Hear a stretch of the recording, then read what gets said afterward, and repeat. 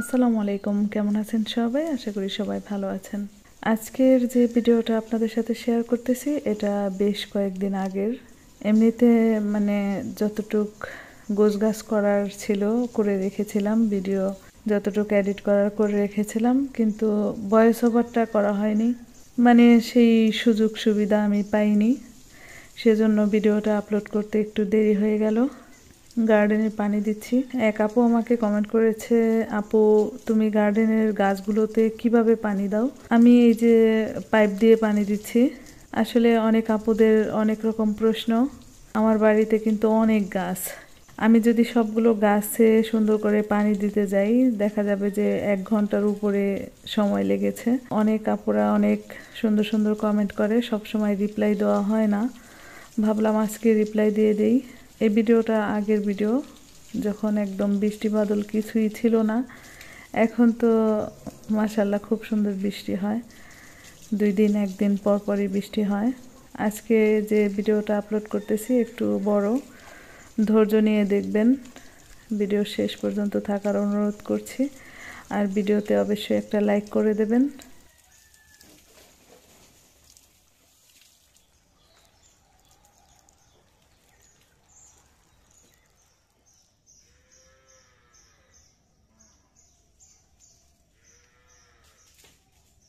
আজকে একটু আমের আচার তৈরি করব, সেজন্য আম পেড়ে নিচ্ছি। সবাই তো আমের আচার দিয়ে মানে খাওয়া দাওয়া শেষ।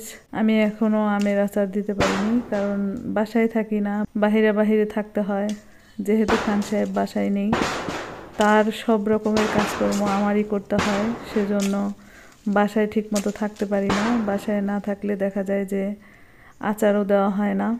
আচার দিতে গেলে কিন্তু একটু রোদের প্রয়োজন হয়। যখনই সময় পেলাম তখনই এই যে আমার পছন্দের আচার দেব আর কি। যদিও আমগুলো পেকে গেছে, কাঁচা অবস্থায় দেওয়া উচিত ছিল, কিন্তু আমি সেরকম সময় পাইনি।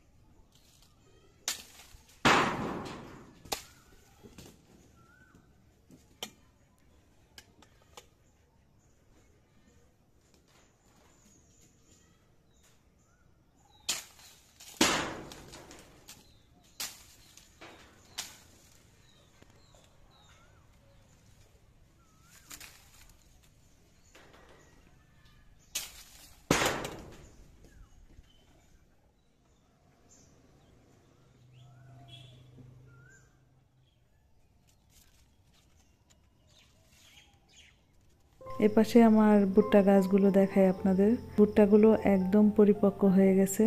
ভুট্টাগুলো যদি পরিপক্ক হয়ে যায় সেক্ষেত্রে ভুট্টা গাছের মাথা কেটে দিতে হয়। যারা ভুট্টার চাষ করে তারা কিন্তু এই কাজটা করে।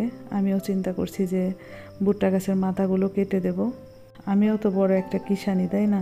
আমি আবার কম কিসে বলেন? ওনারা যা যা করে আমিও কিন্তু তাই তাই করেছি, যদিও ওনারা অনেক সার ব্যবহার করে, জমিতে অনেক রকমের সার দেয়। আমি কিন্তু এই ভুট্টা খেতে কোনো রকম সার মেডিসিন কিছুই দেইনি। তো যাই হোক, ছাদ বাগানটা একটু ঘুরে ঘুরে দেখাচ্ছিলাম। আর আজকের ভিডিওর প্রসঙ্গ একটু ভিন্ন। অনেকে অনেকবার আমার ভিডিওতে এসে কমেন্ট করেছেন আমার ভিডিওর শুরুতে যে মিউজিকটা, সেটা আমি কোথায় থেকে নিয়েছি, কিভাবে নিয়েছি, এটা কোনো কপিরাইট আসবে কিনা, অনেক রকমের প্রশ্ন। এরকম শত শত কমেন্ট আমি পেয়েছি এ পর্যন্ত। আসলে ভিডিওর শুরুতে যে মিউজিকটা আমি ইউজ করি, আমি এই মিউজিকটা নিয়েছিলাম বাংলাদেশি মম হীরা চ্যানেল থেকে। আপুটা যখন ভিডিও তৈরি করে তখন আমার চ্যানেল ছিল না, তখন ওনার ভিডিও আমি রেগুলার দেখতাম। ওনার ভিডিওতে যখন আমি এই মিউজিকটা শুনতাম আমার ভীষণ ভালো লাগতো, ওখান থেকেই নেওয়া আর কি। এমনিতে কোথায় পাওয়া যাবে, কিভাবে পাওয়া যাবে, কিভাবে মিউজিকটা ভিডিওতে ইউজ করা যাবে সেটা আমার জানা নেই। আমি হীরা আপুর ভিডিও থেকে নিয়েছি, আপনারা চাইলে ওভাবে নিতে পারেন। আমার ভিডিওতে কপিরাইট আসে না এই মিউজিক ব্যবহার করলে। আশা করি আপনাদের উত্তর পেয়েছেন। অনেক অনেক কমেন্ট করেন আপনারা ভিডিওর শুরুতে যে মিউজিকটা ইউজ করি এটা কোথায় থেকে পেলাম, কিভাবে পেলাম, এটা কিভাবে আপনারা নিতে পারবেন এই মিউজিকটা, অনেক রকমের প্রশ্ন। আসলে ভিডিওর শুরুতে যে মিউজিকটা এটা আমার কাছেও ভালো লাগে, সেজন্য পরিবর্তন করি না। যাই হোক, আমি আপনাদের সাথে কথা বলতে বলতে আমগুলো কেটে নিয়েছি। আমগুলো কিন্তু পেকে গেছে, অর্ধেক পেকে গেছে। আর কাটতে এত কষ্ট হয়েছে কারণ আঠিগুলো অনেক শক্ত হয়ে গেছে। আম কাটতে কাটতে চিন্তা করছিলাম যে কখন আমার হাতটা কেটে 2 ভাগ হয়ে যাবে, মানে এত শক্ত আঠিগুলো কাটতে আমার অনেক সময় লেগেছে। অনেক কষ্ট করে কেটেছি, হাত কিন্তু কাটে নাই, মানে আমি খুব ভয়ে ভয়ে ছিলাম। এরপর আমি ছাদে রোদে শুকা দিতে আসছি। একটু ছাদে এসে পা ফেলার মতো যোগ্য না, এত রোদ ছিল, মানে কি বলবো, অবস্থা খুব খারাপ হয়ে গিয়েছিল। আমি পায়ে কোনো স্যান্ডেল নিয়ে যাইনি, খুব খারাপ অবস্থা হয়ে গিয়েছিল আমার। তো যাই হোক, এক নজরে যে পাশে একটা ইউনিক ফুলের টব দেখাচ্ছি আপনাদের। এটা দিয়ে আমি পানি দিতাম গাছে গাছে। এক পর্যায়ে দেখলাম যে এটা ভেঙে গেছে। তো ভেঙে গেলে এটা তো আর ফেলে দেওয়া যাবে না, সেজন্য আমি গাছ রোপণ করছি। তো যাই হোক, দৌড়ায় ছাদ থেকে কিন্তু আমি নেমে আসলাম। এরপরে এই যে পাকা পাকা আম একটু মাখায় নেব। এর আগে কাঁচা আম মাখা আপনাদের সাথে শেয়ার করেছিলাম, তখন অনেক আপুরা আম মাখা খেতে চেয়েছিলেন। আসলে ভিডিওতে অনেক কিছুই আপনাদের সাথে শেয়ার করি, কিন্তু আপনাদের যে খাওয়াবো সেটা কিন্তু পারি না। তারপরেও আপনারা সুন্দর সুন্দর কমেন্ট করেন, আমার ভালো লাগে। আমি খুব সিম্পলভাবে আম মাখা করি, লবণ, কাঁচামরিচ, তারপর একটু কাসন্দ, চিনি, এভাবে আমি আমটা মাখাই নিছি। আমগুলো মেখে কাকির জন্য একটু নিয়ে যাচ্ছি। উনি ঘর মুছতেছে। উনি যখন ঘর মোছে তখন আমি আমার কাজে ব্যস্ত থাকি, ওনার সাথে তেমন একটা দেখা করার সুযোগ সময় কোনোটাই আমার হয় না। তো ভাবলাম আজকে একটু আম মাখা করে তারপর কাকিকে দেই, উনি খাবে।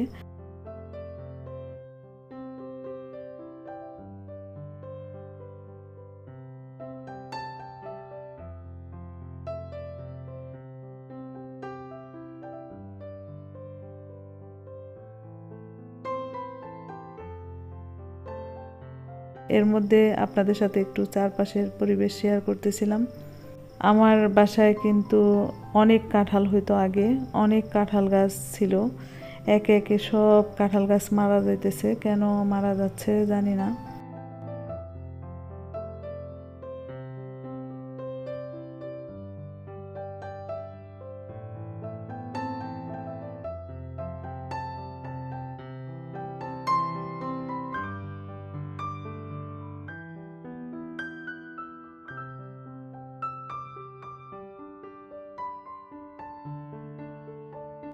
এই পাশে কবুতর ফার্মের থেকে 2টা কবুতরের ছানা নিলাম, এগুলো রান্না করব।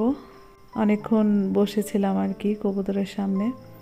মাশাআল্লাহ, ওদের খেলাধুলা দেখতে ভালোই লাগে আমার কাছে। আপনারা কে কে কবুতর পছন্দ করেন অবশ্যই কমেন্ট করে জানাবেন। আর কবুতরের মাংস খেতে কে কে পছন্দ করেন অবশ্যই জানাবেন।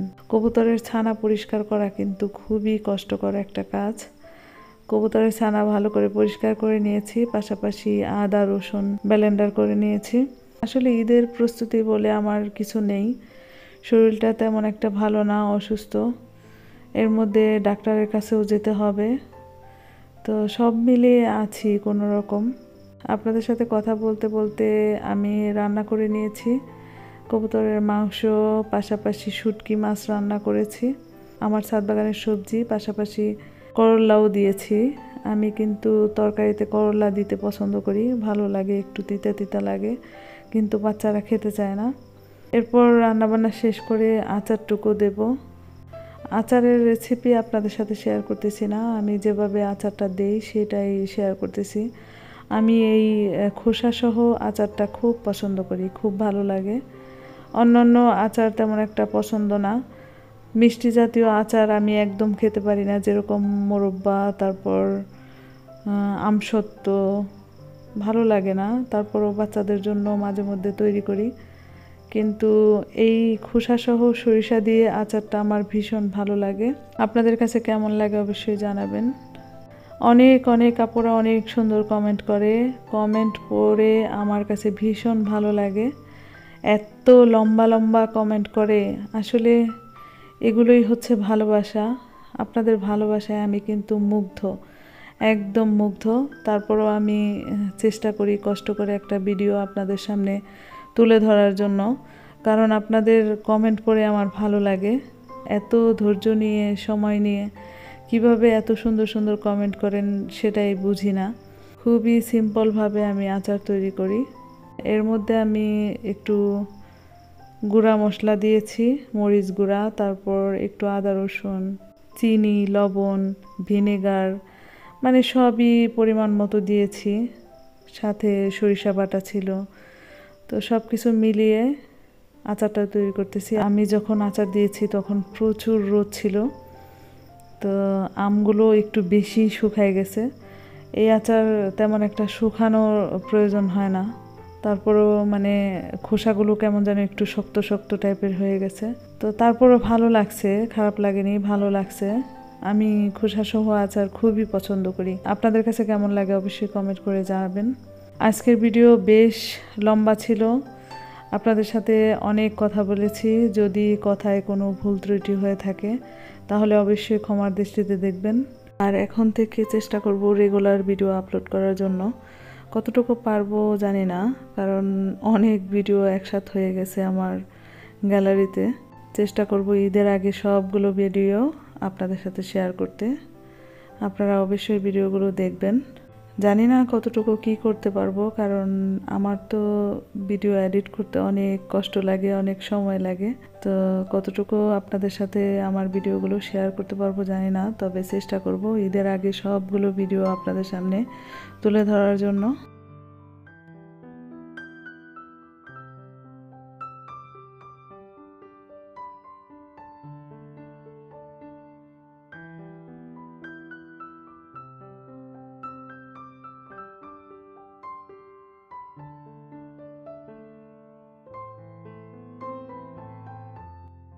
আমি কিন্তু অনেকগুলো আচার তৈরি করেছি, আপনাদের যদি প্রয়োজন হয় তাহলে এখান থেকে নিয়ে যেতে পারেন। তো যাই হোক, আজকের মতো এ পর্যন্তই। আপনারা সবাই ভালো থাকবেন, সুস্থ থাকবেন, নিরাপদে থাকবেন। আল্লাহ হাফেজ।